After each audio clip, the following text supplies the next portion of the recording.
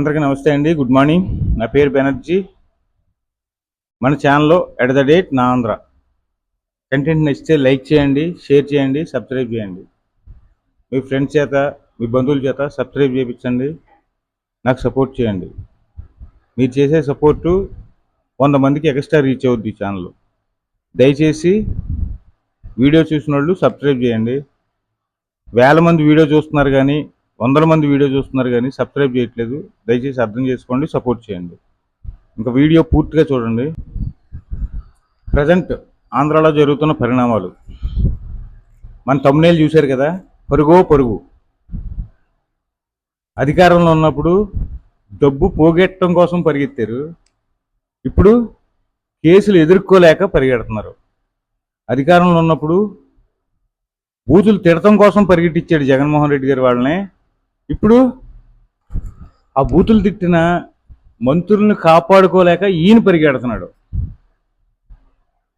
ఇదండి విదంటే. లాస్ట్కి ఆయన కూడా సిబిఐ కోర్టులో లండన్ వెళ్ళాలని చెప్పి పిటిషన్ పెట్టుకున్నాడు. పాపం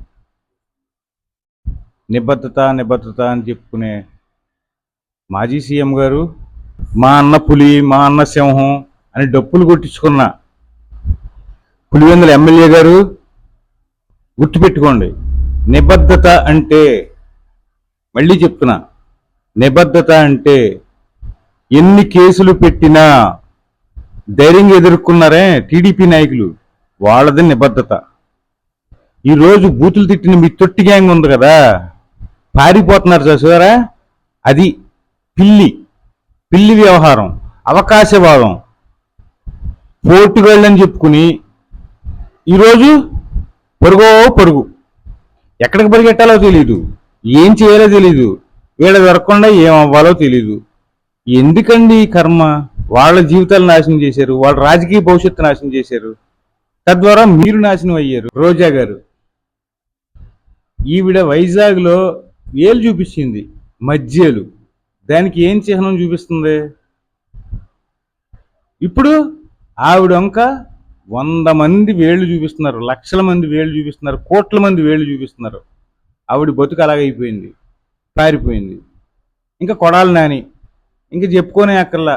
రేపు పప్పుగే నీ తుప్పు వదిలగొడతాను, దమ్ముంటే రారా, ఛాలెంజ్ చేసి చిటికేసి చెప్తున్నాను. ఇంకా నేను మాట్లాడకూడదు అలాంటి మాటలు మాట్లాడాడు. ఏమైపోయాడు ఈ కొడాలి నాని?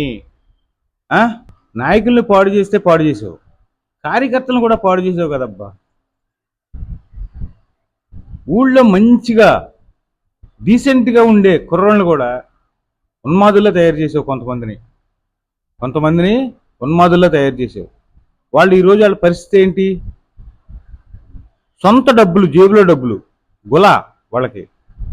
మా జగనన్న అని ఊరికే ఎగిరిపోయి గట్టిగా ఎవడన్నా మాట్లాడితే, ఇంకో మాట మాట్లాడామంటే ఒప్పుకోము మేము, ఎలాగని సీరియస్ అయిపోయి గందరగోళం చేసిన వాళ్ళందరూ మూల కూర్చోబెట్టావు పాపం వాళ్ళని.